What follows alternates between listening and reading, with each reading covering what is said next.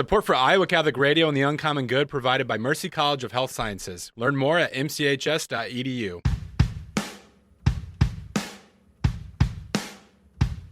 Welcome, folks, to the Uncommon Good with Bo Bonner and Dr. Bud Marr. Every week, diving deep into the truth of Catholic social teaching and restoring all things in Christ. The Uncommon Good is on the air. I'm Bo Bonner. And I'm Dr. Bud Marr. We're coming to you from these United States of America, here in the middle of the country, good old Iowa, on the Iowa Catholic Radio Network. I'm Bo Bonner. I'm the Senior Advisor for Mission Initiatives over at Mercy College of Health Sciences. Bud, what do you do there?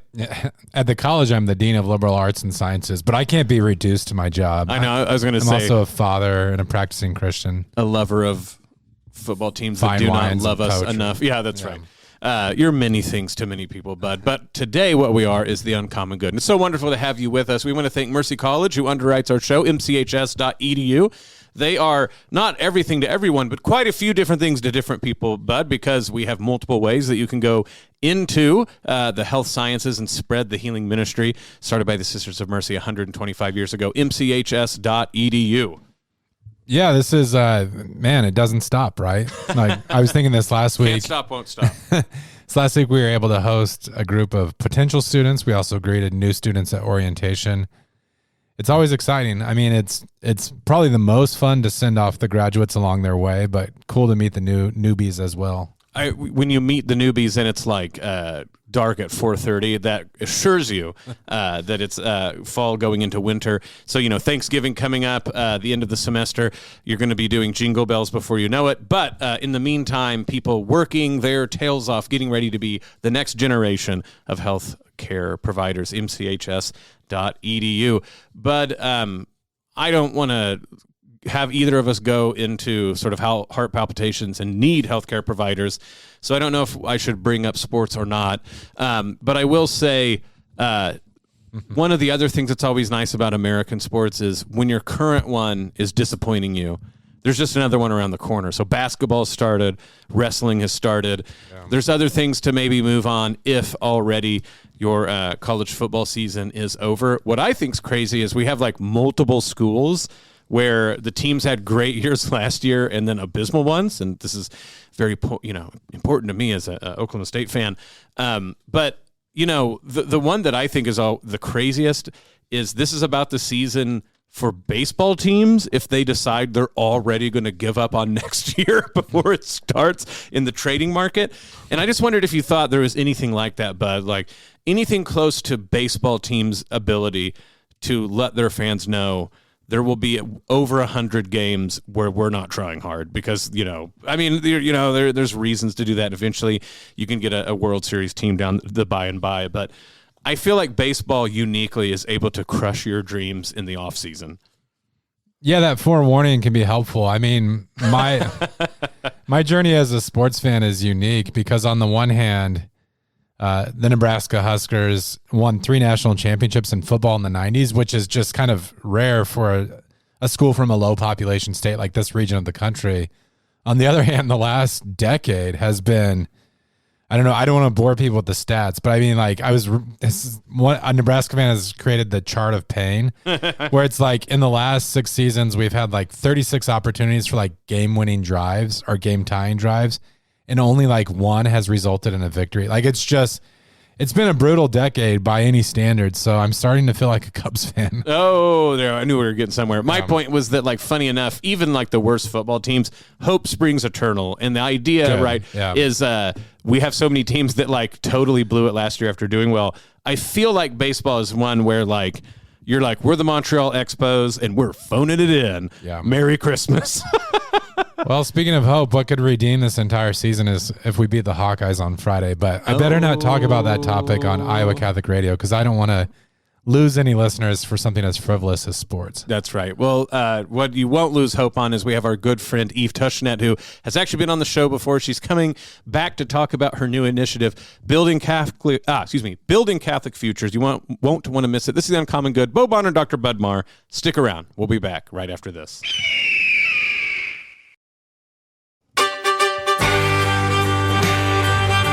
Back with the Uncommon Good. Bo Bonner, Dr. Bud Marr joining you this week. Thank you for listening to the show. So wonderful to have you with us, whether you're listening on air, online, or to our beautiful podcast. Thank you for listening. Folks, today we have someone special she's actually been on the show, but I realize it's been a while. Speaking of being on the air for 8 years, but I don't even remember when she was on the show, the past. But Eve Tushnet, who is part of Building Catholic Futures. She's written many books. She's written many articles. Eve, thank you for coming back on the show. Thank you. It's wonderful to be back. Why don't you tell folks this new endeavor, Building Catholic Futures, what's it about, and how you came to doing this work?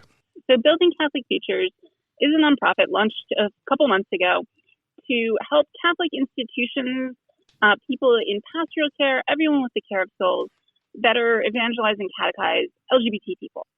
So what this basically means is everyone who is in a position to share what the Catholic faith means, what someone's future could be if they wanted to enter into the church and really practice their faith, helping them envision what a good future might look like for gay and same-sex attracted people so that we can then envision that for ourselves. How long has this been up and running?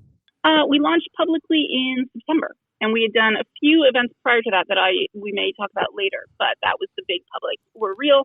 You can find us online at buildingcatholic.org. People, I'm sure, have ran into you. You've written 2 books on the subject about being gay, being Catholic, following the teachings of the church, and, of course, navigating what that looks like in a very politicized United States, dealing with topics about religion and sexuality and things like this. So it's one thing to go and you've been a speaker. You've been to Des Moines and gave a talk. I was at that talk when you were there. So what do you think motivated you to morph that from this is my speaking ministry, this is my writing ministry into this nonprofit? What would you even say maybe the difference in audiences maybe that has brought about this change? So Building Catholic Futures is kind of a collision of 2 projects that were happening in parallel. One was mine. I had been speaking and hearing people's stories for many years, and had written a book, Tenderness, that's about restoring the relationship with God when it's been damaged by some of your experiences being gay or being same-sex attracted and navigating the church. And a friend of mine said to me after that book came out, this was all really helpful, but what if we could reach people before their faith was damaged? What would need to happen so that by the time someone was first opening this question for themselves, whether as a cradle Catholic or a convert, of, wait, either I'm Catholic and I think I might be gay, or I'm gay and I think I might be entering the Catholic Church, I'm drawn to that in some way. What if they were already completely confident in that moment that there was a good future for them? And I was, I had this moment, I've literally never considered this question. How could you, instead of helping people who were struggling, make it so that people weren't starting off from a position of struggle and internal conflict? So that was one starting point. And then the other was a man named Keith Wildenberg, who's my co-founder, who had been living in San Francisco for some time and evangelizing, just living, sharing his faith in the gay communities there. His church is, I think, really an engine of gay evangelization in the Bay Area, and had discovered, where I was seeing a lot of stories of conflict, he had really seen how much the church has to offer gay people, how much beauty and wisdom people are able to see when it's presented by someone they relate to. There's a line that he always cites from Humanae Vitae that's like ministers to like. And because he was someone who's very comfortable in these communities, people would open up to him and they would say, well, how, you seem to have something good. What is it? He's like, well, it's the Catholic faith. So we were kind of converging on this idea of what does it look like to live as a Catholic who's self-accepting in terms of their orientation, their experience of sexuality, and committed to the faith and genuinely giving our lives to Jesus through the Catholic Church. We started our first kind of thing that we did. We realized, okay, we can yap and theorize, but the way that we'll figure out what to do is by bringing together many people's stories. So the first thing that we did was really to put together a retreat, which was 10 people who were gay, bisexual, same-sex attracted, have identified in various ways, and were and embraced church teaching in full, the entire teaching of the Catholic Church. and had some degree of leadership in either gay or Catholic communities or both. And I want to first say, like, there were 10 people. That isn't even the full complement of people who fit this description. One of the things that's been kind of amazing in doing this work in this way is getting to know how many people really are out there leading in their local communities. But what we discovered was that what really helped people get to that point of self-acceptance and faith and trust in Christ and the church were the people who helped them, the mentors, the pastors, priests, parents, teachers, all of these people, lay people who were sharing their faith. It was really obvious that one person can make a huge difference if they had some confidence that the Catholic Church has a good future for this person. And so that was what ultimately led us to say we need to focus on kind of forming the people who form others. And that was where Building Catholic Futures came from, not to be a direct support group or a ministry that's outreach to gay people, because those ministries are really good for the people who already know that they're gay, already know that they're Catholic, and are aware that this intersection of the two things is a question or a problem for them. Whereas if you can form parents, educators, priests to speak in ways that are hopeful, relevant, encouraging, realistic, then you reach people who may not have realized yet that the Catholic Church is a place where they want to be, and that they're going to have to in some way integrate their experience of sexual orientation with their faith. And being on the Building Catholic Futures website, I noticed that the term witness or witnesses came up quite often. And I was wondering if you could speak to, like, it seemed like there was some real intentionality with that language and why you sort of highlighted that way of approaching the faith. I think, witnessing has been really important to us because in some sense, it's proof of concept. If someone is able to live in their local community, not as a poster child, but as one imperfect person seeking to live in harmony with the church and to fully accept themselves, then that suggests that's real. That's the thing that you might do also. I think we kind of use the word witness in two ways. One is we've said capital W witness. We have a page that's other people who can speak for BCF and represent us. And those are people who are gay, lesbian, bi, same-sex attracted, would identify in these various ways, who are willing to speak openly about that, and who embrace church teaching. And we also want to say, there's this large pool of people out there who are somewhere in the LGBT same-sex attracted world, who want to go deeper with their faith, who are able to witness to the saving power of God. Some of them are fully on board with everything the Catholic Church teaches. Some of them are more ambivalent. But all of them can be formed in a deeper faith and are eager for that. That's a population that we are really seeking to reach. And a lot of, if you go to our website, a lot of what we have under Building Catholic Witnesses is for people who might be more ambivalent, but who are like, I want to take a step deeper in faith. I don't know about this whole embrace Catholic teaching in full. You guys seem a little crazy. But you're saying, I do a retreat for gay people, and I'll learn how my story maps onto the story of Jesus, and that's the great story of humanity. That actually sounds like something I'm open to. That's something I haven't heard before. This, I think, really gets to a big part of our process or our idea of how people work, which is that you look for the next step that the person is eager to take. There's always, we'll say, an inroad. There's always an inroad. Some of these inroads form patterns that are like, there are things that are going to be more appealing to gay people, unusually appealing to gay people. Many of these are unexpected. Catholics have not been encouraged to ask, what does the church have that's exciting and appealing to people who are same-sex attracted? And there are also just in any individual life, there's going to be a moment where they're ready to take a step closer to Christ. And that's the point at which we really hope to encounter people and to help them to do the thing that they want to do. I think going with this idea of witness, of course, we're talking about, the noun, right? You are a witness. And then there's I guess it's the personal noun. Then there's sort of the concept, witness. I've got to say that even the name, I was talking to someone about your ministry who, again, this is someone who is, they're gay. From reading the church, they've decided they're going to join the church. They're going to follow all of the church teaching. They're going to make this great sacrifice, right? It was so much easier for me when I wanted to convert, for instance.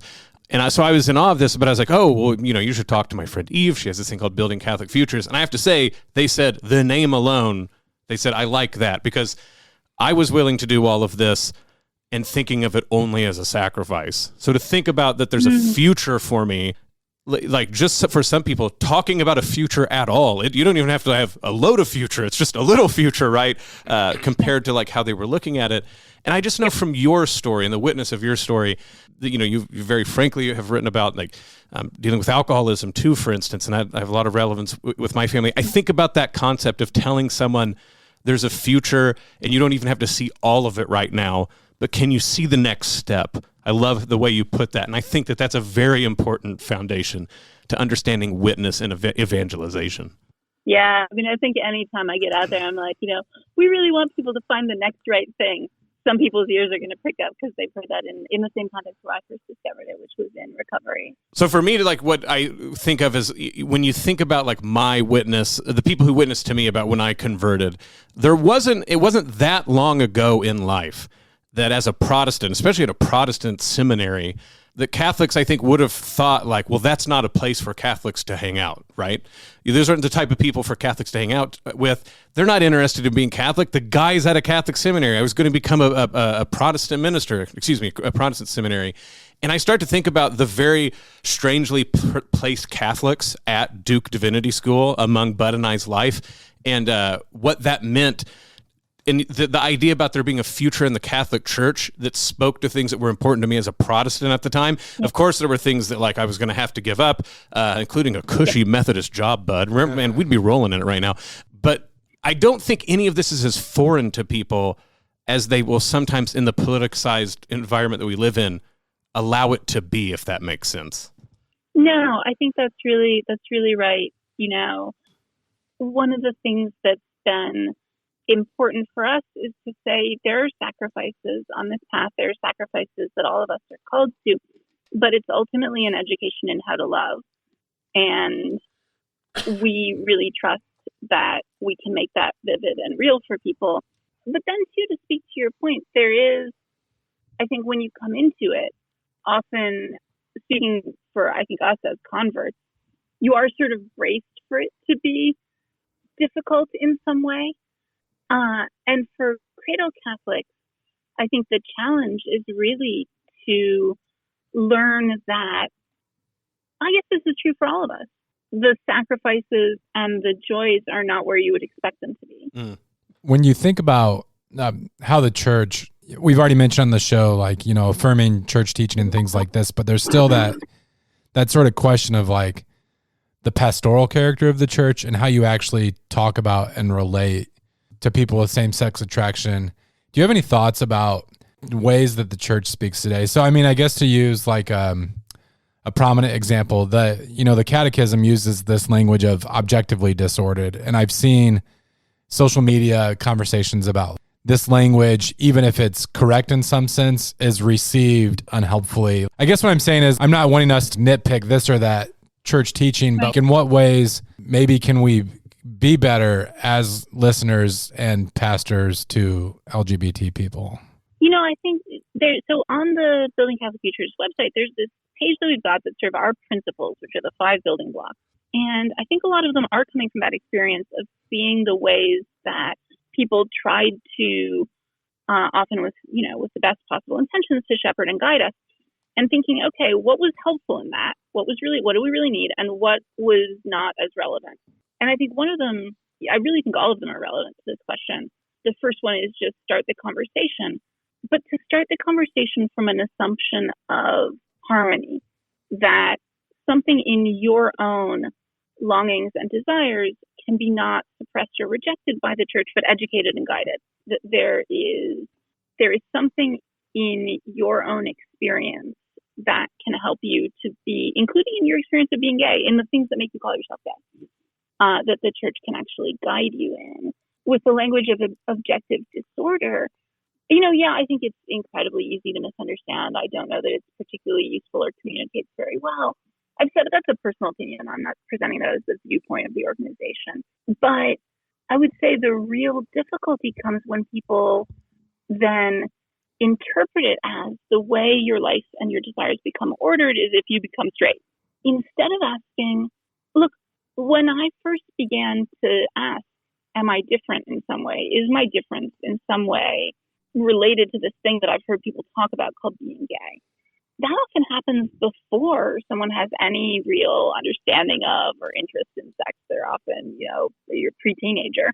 And it's more the way that for me it was the way that my friends are talking about boys sounds like how I feel about this girl.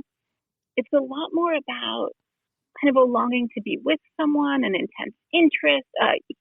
When I imagine my future, I long to share my life with another man or another woman.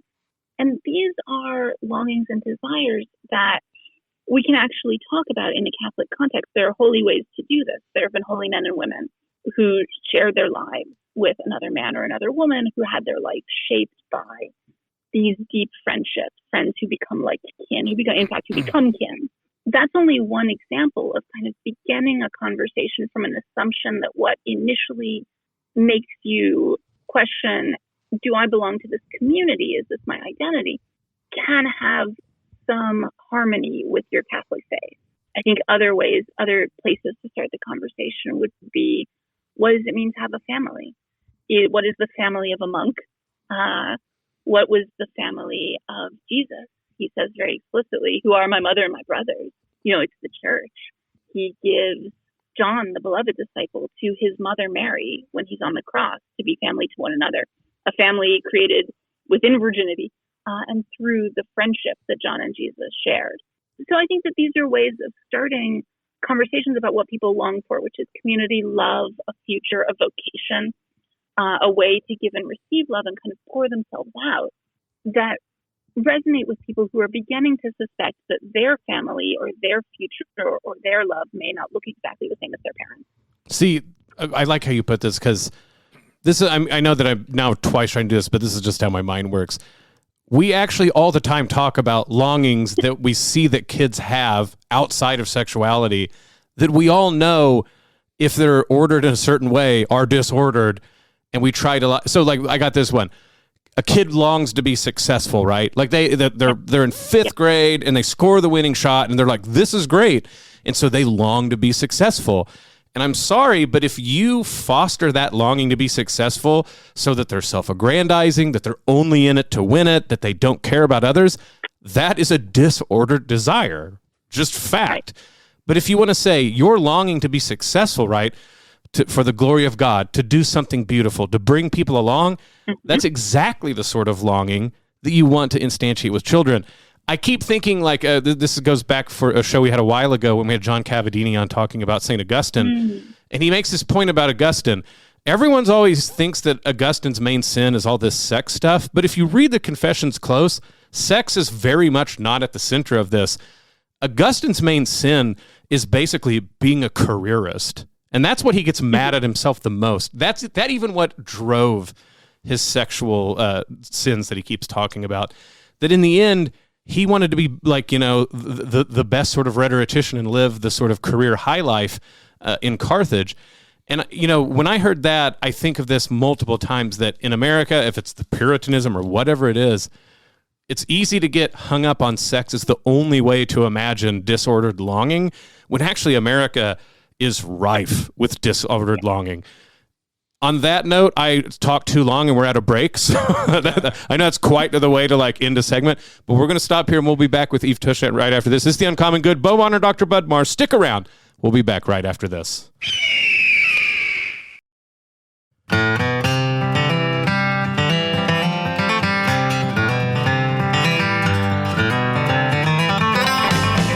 Back with The Uncommon Good. Beau Bonner, Dr. Bud Marr joining you this week. Thank you for listening to the show. So wonderful to have you with us.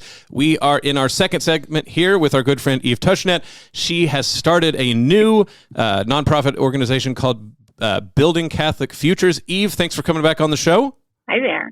Hello again. So let's make sure to get into this. So if people want to know, okay, we talked about what Building Catholic's future is, but you really have sort of 3 tracks for different folks. So how about you explain the 3 tracks, the main sort of ways that if people want to get involved with Building Catholic Futures, that's how they do it. Totally. So they're kind of the 3 tracks in which people encounter those who might help them to envision a future.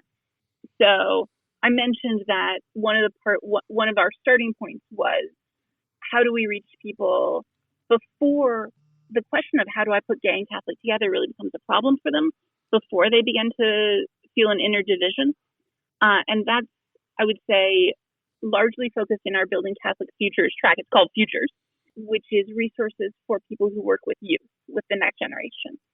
So we have workshops for educators. We have what we call parent conversations, which are evenings of suggesting if you have questions about the world you see around you, like, my kid has a friend who's come out, or there's I sent my kids to Catholic school and I didn't think that we were ever going to have these conversations at this age. And yet they're coming back to me saying that they heard this or that on the playground.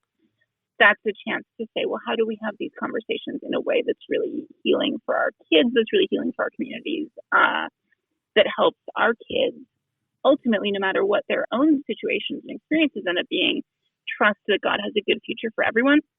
And then we have curricular resources for schools as well, so and for catechists. So worksheets that tell the stories of people who experienced same-sex desire and found and discovered the Catholic faith. School curricula on subjects that it turns out are really fruitful for kids who will later come out. So that's, if you go to our website, that's under what we do, Futures. Journeys is for people who accompany adults. So priests, anybody in pastoral care, in ministry. This is where our college resources go, also working with college chaplaincies and Newman centers. It turns out that the needs of college students are more like the needs of adults, even though they're in that weird little middle category. And that's really helping people accompany others on the journey to deeper faith. And then Witnesses is for LGBT same-sex attracted people who are interested in deepening their own faith and becoming local leaders in their communities. In some sense, that one of the insights that Keith had, I think, pretty early on was, if every priest and parent and teacher has someone in their Rolodex, to use a very old-fashioned image, has somebody in their contacts on their phone. There you go. That they can turn to ask their questions. Already you've solved a lot of the problem. They don't necessarily even need a workshop at that point if they have a roster of people from diverse backgrounds who had different journeys with the church, but who can speak with them really honestly about, like, here's how I've come to an understanding of being gay or same-sex attracted and Catholic. So the Witnesses are, among other things, our attempt to build that local leadership so that we're not just like flying in and doing something and leaving, or even leaving you with kind of a curriculum, ongoing support, but you'll actually have people there who you can talk to, who can give you support that's really grounded in your own community. One thing I really liked on the website was the way y'all talk about vocation. And there was a line there that really struck me where it says, like, gay and same-sex attracted people often only hear a vocation of no. And that kind of cut me to the core, because I just was thinking about, like, as all of us make our spiritual journey and discern a vocation, to only hear a vocation of no, what that would be like. And I'm sure from testimony and things that maybe even like historically, sometimes those with same-sex attraction in the church, they thought like, oh, well, maybe I'm called to religious life because I'm not called to marriage. But I feel like religious life is a very specific word from God. And so it's not like, like, well, plan A is not there, so I'm going to shift to this or whatnot. Yeah. Could you share some of like your own discernment of vocation, and maybe like how what you're thinking about is different than maybe the way we normally think about vocation? I would say the way that I tend to think about it is that your vocation or vocations are the paths by which you give and receive love.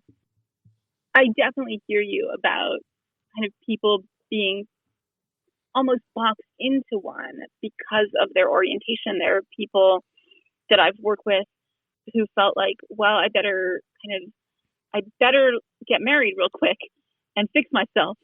And this is often, a very bad plan, getting married in order to kind of stop being gay, or as a sign that you really stopped being gay. And then there are people who this is Keith's story actually, when he was growing up, when he came out, he came out in high school and he was in a Catholic high school, and the religious who taught there were very positive. They were really encouraging. They were like, okay, well, you have a vocation, meaning a vocation to the priesthood or to religious life. You have a gift for celibacy. And that is what God is telling you through this experience. And he'll say, and he did it. He went into the seminary. He wore the Dominican habit, as he says, as a seminarian. And he'll say, I really learned a lot there. I grew a lot. But ultimately, it turns out not to be true that just because you experience same-sex attraction, you're called to the priesthood or religious life. And so we really wanted to, on the website, kind of frame things in terms that are as encouraging as those teachers were for him, but that have a much more diverse picture of what are the ways of life that are beautiful, that are fruitful, that give love, that serve the next generation, that real gay, LGBT, same-sex attracted people have lived out before you.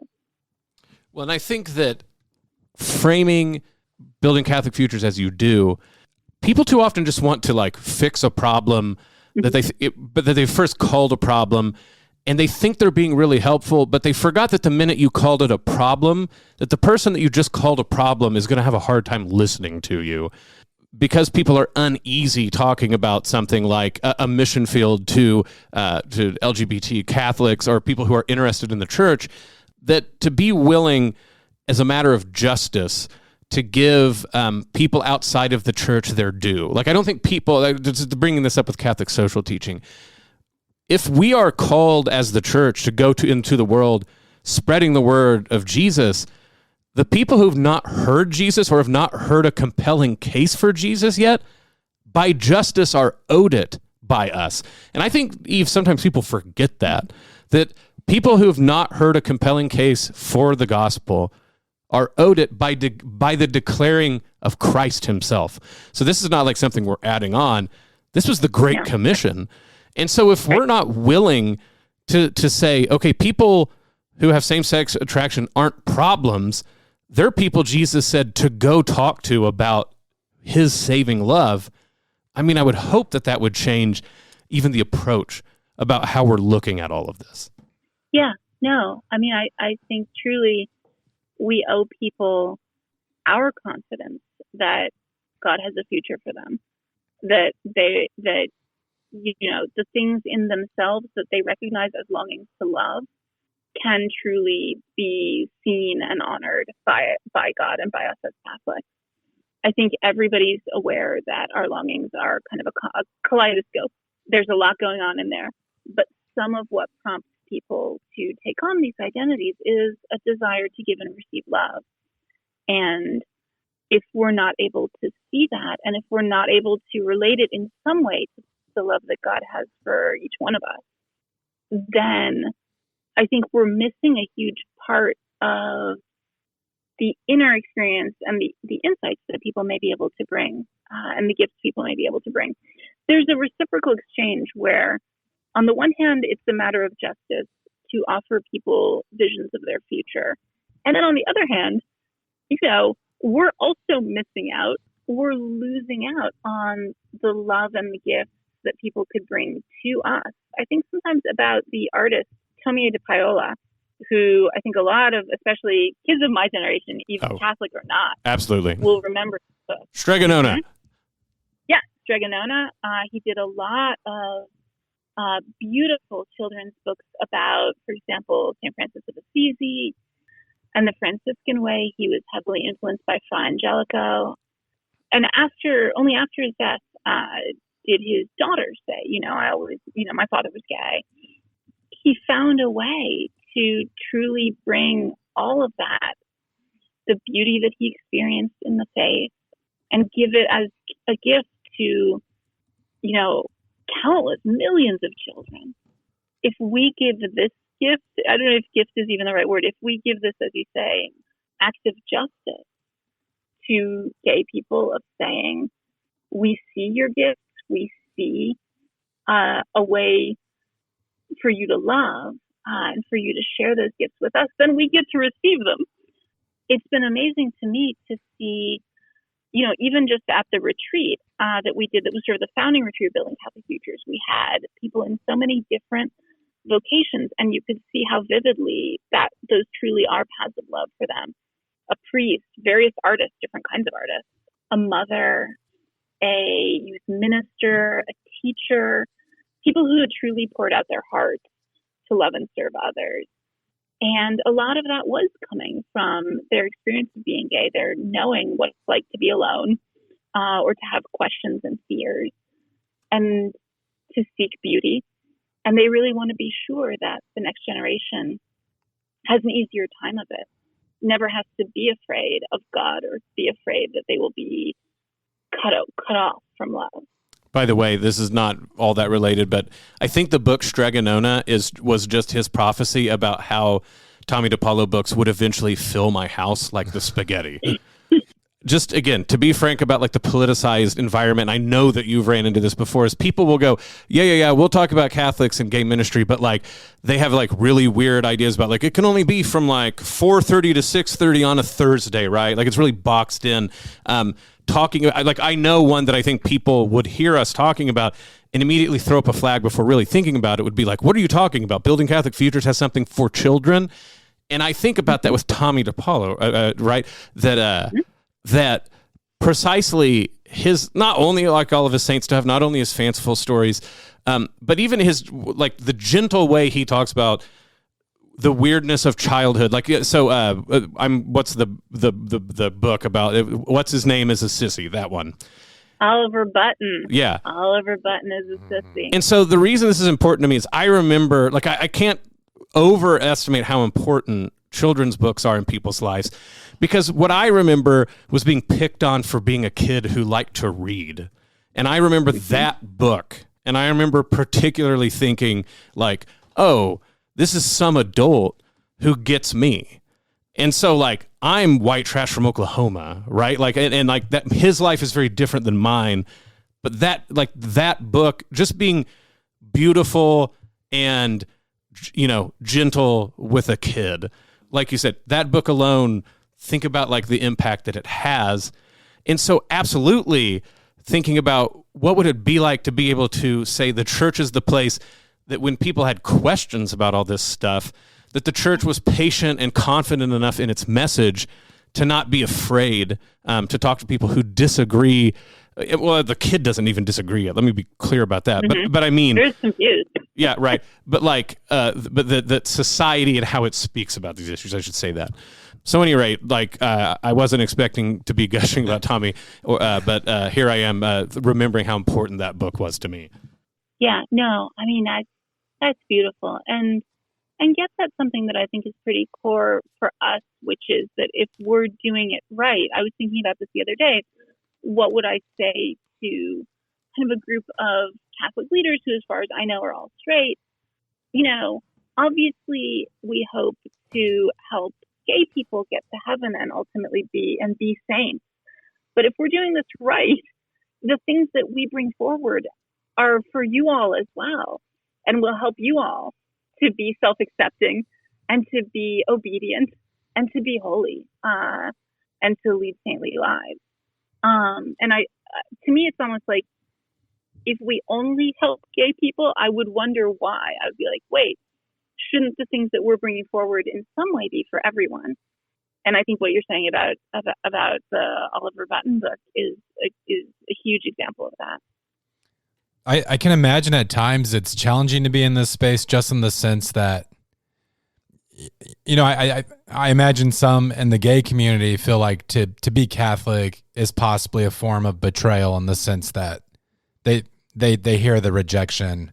On the flip side, those who try to be faithful to the church and still want to do this ministry, I mean, I just see things online that, like folks even like going off on like to use the word gay is in some sense to already compromise. Would you be willing to share like some of the challenges that you've faced as you've gotten this off the ground? it's interesting. There is a kind of, how do you speak to two groups of people who have,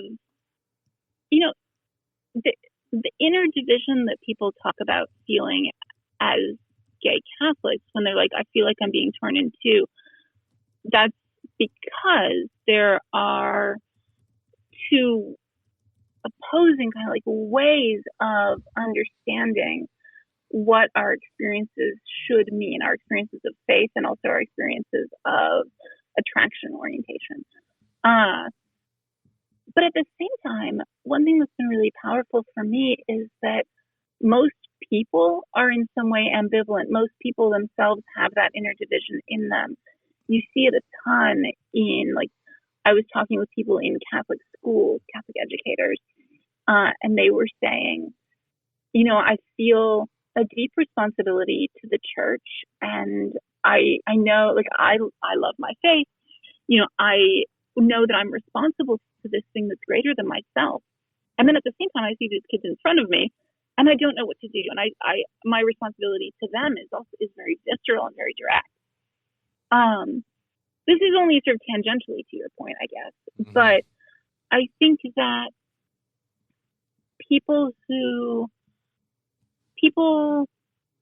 what's sort of fascinating to me about building Catholic futures is that we've been in rooms with people who would be skeptical of us from both of those perspectives. Skeptical from the, like, is this just a fancy way of saying self-hatred or conversion therapy? Is this the new branding?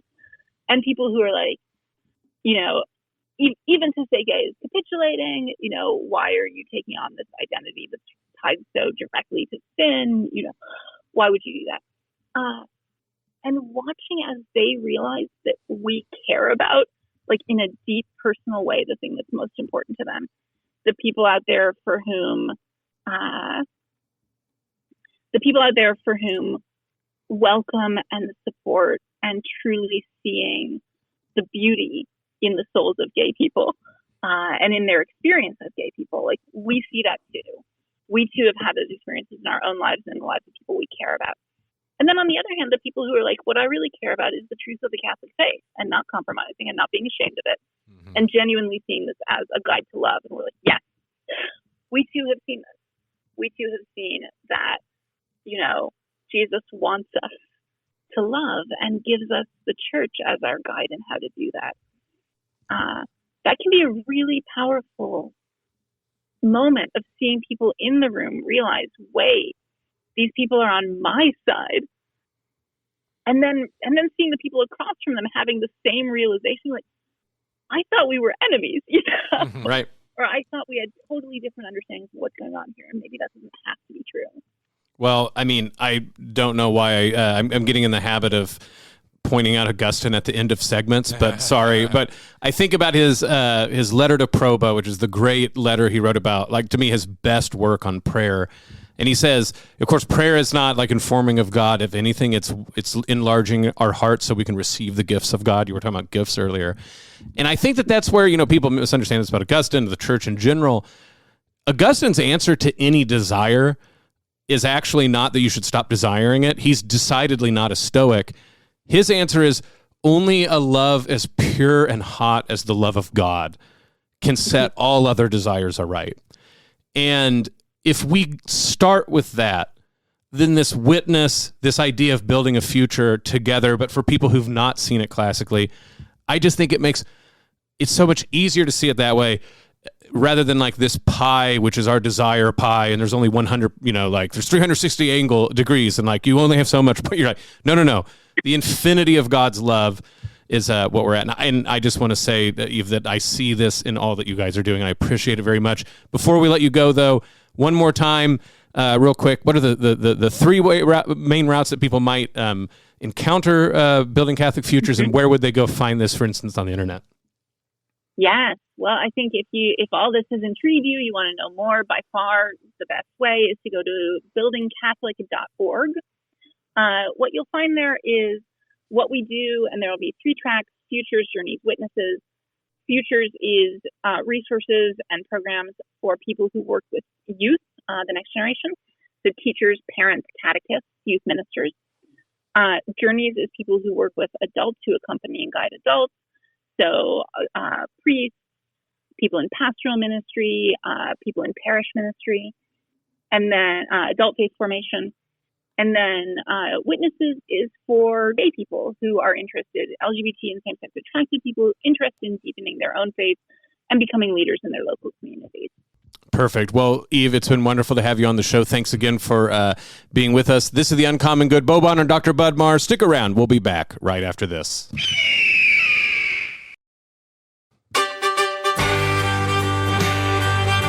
Back with The Uncommon Good. Bo Bonner and Dr. Bud Marr joining you this week. Thank you for listening to the show. So wonderful to have you with us, whether that be through the airwaves, online, on air, on the app, or on iowacatholicradio.com, with podcast. Thank you for listening to the show. Bud, Eve, wonderful to have her on there with us. I do think it's one of those episodes where I do hope people listen through the whole thing, not because she doesn't ever say anything that's against the faith at all, but I do wonder sometimes if people aren't trying to listen charitably at first, they won't understand what's going on. But to go look at this website, Building Catholic Futures, this to me is when people go, how do we faithfully as Catholics evangelize to groups that supposedly we have no chance of being heard? This is a group of people really trying to think through that for gay Catholics. Yeah, that was an excellent interview. I'm going to go back and listen to myself. A lot to take away. Besides tuning into the great interviews and conversations we have on air, we do hope you'll join us in our prayer life. So we pray the rosary every day at 4:30 a.m., 10 a.m., I want to get this right, and 8:30 p.m. We also pray the Chaplet of Divine Mercy at 3:56 in the afternoon. And if you're a better person than I am, you can wake up at 4 in the morning. In fact, if you want to make a commitment with my co-host, Bo Bonner, to pray the rosary using Iowa Catholic Radio at 4 a.m. Wait a minute. That's possible. Or you miss any of those times, just jump on the app. You can pray the rosary anytime, anywhere. Yeah, I don't know if you should wait for me, but I do appreciate your unmitigated support, Bud, to think that I could be like, that's not just a morning person. That's like the morning of all morning people. Well, I know you had a little run on the morning show recently, and you said it was invigorating to wake up early. That's true, but I'll know never to tell you any secrets again. But if you want to find out things that aren't secret at all, because they are the events that are happening in and around the Iowa Catholic Radio listening area, you can go to iowacatholicradio.com and go to the events button. You can see, for instance, December 6th, Iowa Catholic Radio West Des Moines, they have the First Friday Mass. December 13th, Man Up Power Lunch featuring our good buddy John Wynn out at St. Francis of Assisi. March 1st at St. Francis of Assisi, the Forge Conference. And then, of course, April 2nd, Iowa Catholic Radio will be having an evening with Father Mike Schmitz for the Lenten season. More to come, but if you want to make sure to keep track of all that, you can always go do that on iowacatholicradio.com on the events page. You can go to iowacatholicradio.com and check out all the podcasts of the local shows, including the morning show. You also can go to iowacatholicradio.com to donate, and it's always important to please prayerfully consider in this season of giving. You know, a lot of people, Advent coming up, Christmas as well. Prayerfully consider giving to Iowa Catholic Radio. Its ministry is not just the ministry of the people behind the mics, behind the boards, or behind the desk. It's your ministry as well. You make it possible so that this great work of making sure people hear the Catholic faith 24/7 a day, 24 hours a day, 7 days a week. You just have to tune in. You make it possible with your time, talent, and treasure, but particularly your donations. You can donate at iowacatholicradio.com or 515-223-1150, text or call to donate. Bud, like you said, I know that good luck with the football season stuff. Good luck with the weather getting colder. Good luck with end of semesters. Just, stay safe out there. I'll stay grateful regardless of how outcomes occur or which ones occur. That's like either the most HR stoic statement available or it's spoken like a true. That sounded Huskers almost fan. Passive aggressive with God, and I didn't mean it that way. Well, the sports gods. That's very nice. This is the Uncommon Good. May Jesus Christ, the Prince of Peace, reign in our hearts, family, city, state, nation, solar system, galaxy, the whole kit and caboodle. This is the Uncommon Good, and we'll be back next week. The Uncommon Good with Bo Bonner and Dr. Bud Marr is heard every week on wonderful Catholic stations like this one, and anytime on podcast. Just search for the Uncommon Good. Support for Iowa Catholic Radio and the Uncommon Good provided by Mercy College of Health Sciences. Learn more at mchs.edu.